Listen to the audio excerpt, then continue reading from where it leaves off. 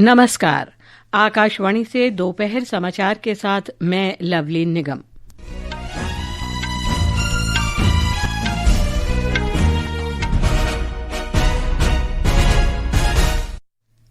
प्रधानमंत्री नरेंद्र मोदी ने कहा, जापान की टेक्नोलॉजी और भारत की प्रतिभा मिलकर इस सदी की तकनीकी क्रांति का नेतृत्व कर सकते हैं। श्री मोदी ने कहा, भारत ने एआई, सेमीकंडक्टर, क्वांटम कंप्यूटिंग और अंतरिक्ष क्षेत्र में महत्वाकांक्षी पहल की है। बिहार मंत्रिमंडल ने प्रत्येक परिवार की एक महिला को अपनी पसंद का व्यवसाय शुरू करने के लिए वित्तीय सहायता प्रदान करने के लिए नई योजना को मंजूरी दी। हॉकी के दिग्गज मेजर ध्यानचंद की जयंती पर आज राष्ट्रीय खेल दिवस मनाया जा रहा है। उत्तराखंड में रुद्रप्रयाग और चमोली में बादल फटने से व्यापक तबाही। जम्मू कश्मीर में लगातार चौथे दिन रेल यातायात ठप, आज 40 ट्रेनें रद्द। और विश्व बैडमिंटन चैंपियनशिप के महिला सिंगल्स में पीवी सिंधु और पुरुष डबल्स में सात्विक साईराज और चिराग शेट्टी की जोड़ी क्वार्टर फाइनल मैच खेलेंगे। अब समाचार विस्तार से।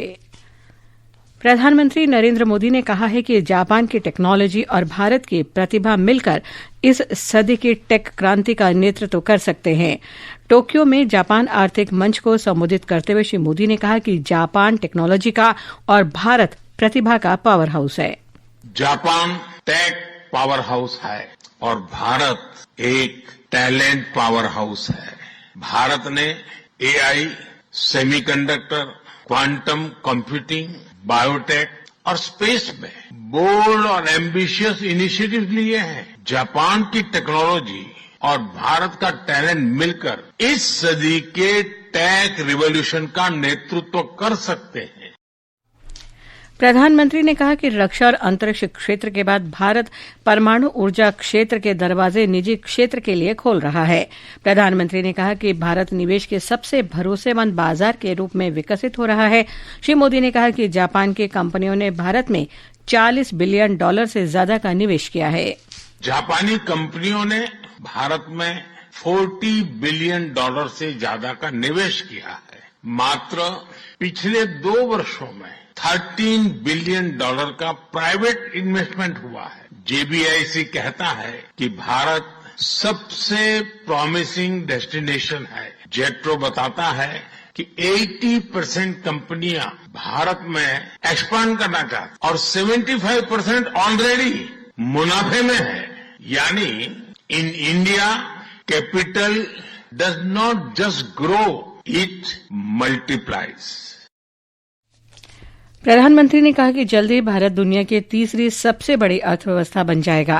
उन्होंने कहा कि आज भारत में राजनीतिक और आर्थिक स्थिरता तथा नीतियों में पारदर्शिता है। आज भारत विश्व की सबसे तेज ग्रो करने वाली मेजर इकोनॉमी है और बहुत जल्द विश्व की तीसरी सबसे बड़ी इकोनॉमी बनने जा रहा है। वैश्विक ग्रोथ में भारत 18% योगदान दे रहा है। भारत की कैपिटल मार्केट्स में अच्छे रिटर्न्स मिल रहे हैं। एक मजबूत बैंकिंग सेक्टर भी है। लो इन्फ्लेशन और लो इंटरेस्ट रेट्स, करीब $700 बिलियन के फॉरेक्स रिजर्व है। इस अवसर पर जापान के प्रधानमंत्री शिगेरू इशिबा ने कहा कि जापान की उन्नत प्रौद्योगिकी और भारत की विशिष्ट प्रतिभा एक दूसरे के पूरक हैं, जो हमारे आर्थिक संबंधों का विस्तार करते हैं। उन्होंने कहा कि दोनों देशों की कंपनियों के बीच सहयोग के दस्तावेज पर हस्ताक्षर होना भारत में और निवेश के लिए जापान की दृढ़ प्रतिबद्धता को दर्शाता है। राष्ट्रपति द्रौपदी मुर्मू ने आज नई दिल्ली में सार्वजनिक क्षेत्र के उद्यमों को स्कोप एमिनेंस पुरस्कार 2022-23 प्रदान किए।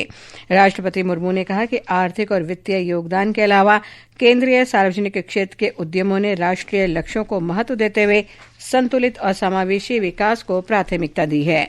इस अवसर पर वित्त राज्य मंत्री पंकज चौधरी ने कहा कि केंद्रीय सार्वजनिक क्षेत्र के उद्यम राष्ट्र निर्माण में महत्वपूर्ण योगदान कर रहे हैं और वैश्विक मंच पर पहचान बना रहे हैं। गृह मंत्री अमित शाह ने असम के गुवाहाटी में आज राजभवन की नवनिर्मित ब्रह्मपुत्र शाखा का उद्घाटन किया। इसके बाद उन्होंने गोलाघाट में राष्ट्रीय साइबर फोरेंसिक प्रयोगशाला का वर्चुअल माध्यम से उद्घाटन किया। उन्होंने सशस्त्र बलों के लिए विभिन्न विकास परियोजनाओं की आधारशिला रखी और शुभारंभ भी किया। श्री शाह ने कहा, प्रधानमंत्री नरेंद्र मोदी के नेतृत्व में केंद्र सरकार ब्रिटिश शासनकाल की भारतीय दंड संहिता को समाप्त करके 3 नए कानून लेकर आई।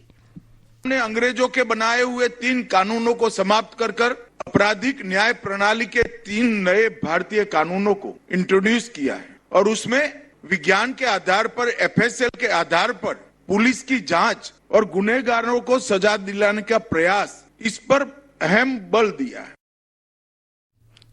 नई दिल्ली रवाना होने से पहले श्री शाह ने आज असम के पहले गैर कांग्रेसी मुख्यमंत्री गोलाब बोरबोरा के जन शताब्दी से जुड़े साल भर चलने वाले समारोह का शुभारंभ करेंगे। बिहार सरकार ने महिलाओं को रोजगार के अवसर देने के लिए एक नई योजना को मंजूरी दी है। मुख्यमंत्री नीतीश कुमार की अध्यक्षता में हुई मंत्रिमंडल की बैठक में मुख्यमंत्री महिला रोजगार योजना को स्वीकृति दी गई। इसके अंतर्गत राज्य के प्रत्येक परिवार की एक महिला को अपनी पसंद का रोजगार शुरू करने के लिए वित्तीय सहायता दी जाएगी। वित्तीय मदद की पहली किस्त में चुनी गई प्रत्येक महिला को अपना रोजगार शुरू करने के लिए 10,000 रुपये दिए जाएंगे। ये समाचार हमारी वेबसाइट www.newsonair.gov.in और हमारे न्यूज ऑन एआईआर ऐप पर भी उपलब्ध हैं। रोहन बेटा, जरा दादी की लाठी लाना। अरे मम्मी, आपको दादी की लाठी की क्या जरूरत पड़ गई? क्या हो गया? बेटा, जोड़ों में बहुत दर्द है, चला नहीं जा रहा। अरे मम्मी, आपको तो बुखार है और जोड़ों में दर्द भी। ये तो चिकनगुनिया हो सकता है। जी हाँ, चिकनगुनिया के लक्षण जैसे तेज बुखार, सिर दर्द और जोड़ों में तेज दर्द हो तो निकटतम स्वास्थ्य केंद्र या अस्पताल से संपर्क करें। चिकनगुनिया से न घबराएं, खुद को और अपने परिवार को मच्छरों के काटने से बचाएं। स्वास्थ्य एवं परिवार कल्याण मंत्रालय, भारत सरकार द्वारा जनहित में जारी। दोपहर समाचार में आपका फिर स्वागत है।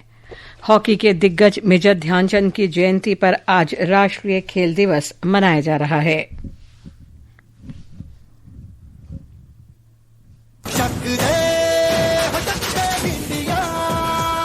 मेजर ध्यानचंद को यूं ही हॉकी का जादूगर नहीं कहा जाता। उनके अद्भुत खेल प्रदर्शन से प्रभावित होकर जर्मनी के एडोल्फ हिटलर ने उन्हें जर्मनी की ओर से हॉकी खेलने की पेशकश की, लेकिन दद्दा ने हमेशा मातृभूमि भारत के लिए ही अपने खेल कौशल को समर्पित किया। गेंद इस कदर उनकी हॉकी स्टिक से चिपकी रहती थी कि सभी को भ्रम होता था कि वे कोई जादुई स्टिक लेकर मैदान में तो नहीं उतरे जिस पर से बॉल है कि छूटती ही नहीं। यहाँ तक कि हॉलैंड में उनकी हॉकी स्टिक में चुंबक होने की आशंका में उनकी स्टिक को तोड़कर भी देखा गया। जापान में भी उनकी हॉकी स्टिक में गोंद लगे होने की बात कही गई। मेजर ध्यानचंद की गिनती दुनिया भर के महानतम हॉकी खिलाड़ियों में से होती है। उन्होंने अपने जीवन में 1000 से अधिक गोल किए। ध्यानचंद 3 बार ओलंपिक में हॉकी स्पर्धाओं में भारत को स्वर्ण पदक जिताने वाली टीम में शामिल रहे। इनमें वर्ष 1928 में एम्स्टर्डम में, वर्ष 1932 में लॉस एंजल्स में और वर्ष 1936 में बर्लिन में हुए ओलंपिक खेल शामिल हैं।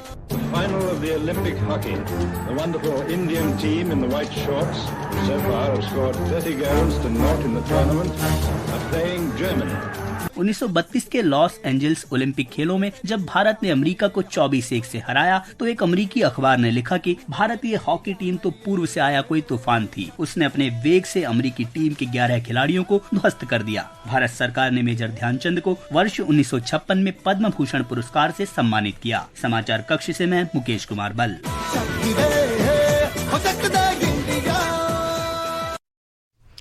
हॉकी के दिग्गज खिलाड़ी मेजर ध्यानचंद की जयंती पर हॉकी इंडिया ने एथलीट केंद्रित ई-सुधारों की श्रृंखला शुरू की है।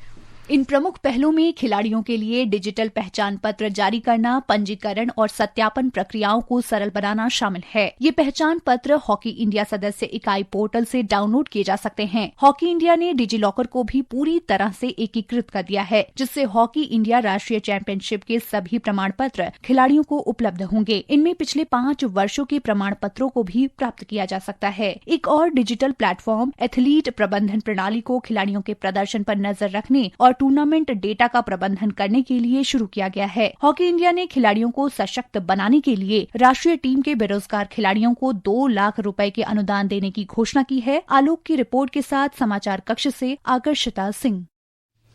इस अवसर पर युवा कार्यक्रम और खेल मंत्री मनसुख मांडविया ने नई दिल्ली में मेजर ध्यानचंद राष्ट्रीय स्टेडियम में उनकी प्रतिमा पर पुष्पांजलि अर्पित की। उन्होंने कहा कि ये अतीत से प्रेरणा लेने का दिन है। राष्ट्रीय स्पोर्ट दिवस स्वर्गस्थ मेजर ध्यानचंद जी के जीवन से प्रेरणा लेने का दिवस है। हमारे देश के स्पोर्ट्स कल्चर को जीने का दिवस है। 1936 जब मेजर ध्यानचंद जी जर्मनी में जब ओलंपिक्स के खेल के मैदान में उतरे थे और उनके स्टिक और बॉल ने जो कमाल करा था, उस वक्त हिटलर भी ये मैच देखने के लिए आए थे और उसकी स्पोर्ट्स स्पिरिट को देख के उन्होंने भी उसकी प्रशंसा करी। स्पोर्ट्स हमारे लिए केवल मेडल नहीं है, स्पोर्ट्स हमें अनुशासन भी सिखाता है, स्पोर्ट्स एक स्पिरिट है। प्रधानमंत्री नरेंद्र मोदी ने राष्ट्रीय खेल दिवस के अवसर पर लोगों को बधाई दी है। सोशल मीडिया पोस्ट में श्री मोदी ने दिग्गज हॉकी खिलाड़ी मेजर ध्यानचंद को श्रद्धांजलि अर्पित की। बिहार के मुख्यमंत्री नीतीश कुमार ने दरभंगा में कांग्रेस नेता राहुल गांधी की मतदाता अधिकार यात्रा के दौरान प्रधानमंत्री नरेंद्र मोदी के खिलाफ अभद्र भाषा के प्रयोग की कड़ी निंदा की है। इस बीच भारतीय जनता पार्टी ने इस मामले को लेकर दरभंगा और पटना में कई जगहों पर पुलिस में शिकायत दर्ज कराई है। भारत, ऑस्ट्रेलिया, अमेरिका और ब्रिटेन के शोधकर्ताओं की एक वैश्विक टीम ने एक नया ऑनलाइन टूल विकसित किया है जो उच्च रक्तचाप के प्रबंधन के तरीके को बदल सकता है।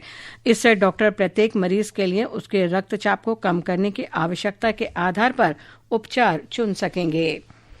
बांग्लादेश में प्रदर्शनकारी इंजीनियरिंग छात्रों के इंजीनियर्स राइट्स मूवमेंट ने कहा है कि सभी सरकारी और निजी विश्वविद्यालयों में उनका चल रहा पूर्ण बंद अगली घोषणा तक जारी रहेगा। समूह के अध्यक्ष मोहम्मद वली उल्लाह ने कल ढाका में इंस्टीट्यूट ऑफ इंजीनियर्स में एक संवाददाता सम्मेलन में ये घोषणा की। ये विरोध प्रदर्शन बुधवार को ढाका में हुई झड़पों के बाद हो रहे हैं। ये समाचार आकाशवाणी से प्रसारित किए जा रहे हैं। ताज़ा समाचार जानने के लिए आप हमारे social media handle X @AIR news Hindi को फॉलो कर सकते हैं।